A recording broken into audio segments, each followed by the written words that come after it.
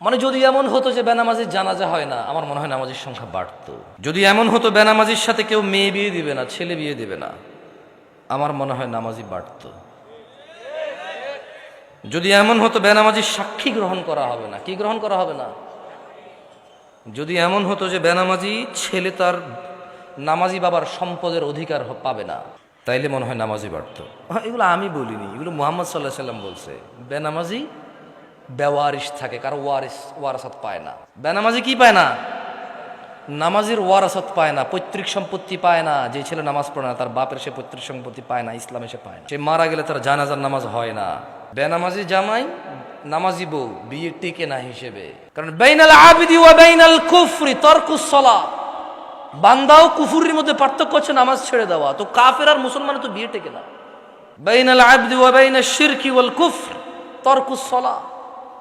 বান্দা শিরিক আর কুফুরির মধ্যে পার্থক্য হচ্ছে নামাজ ত্যাগ করা।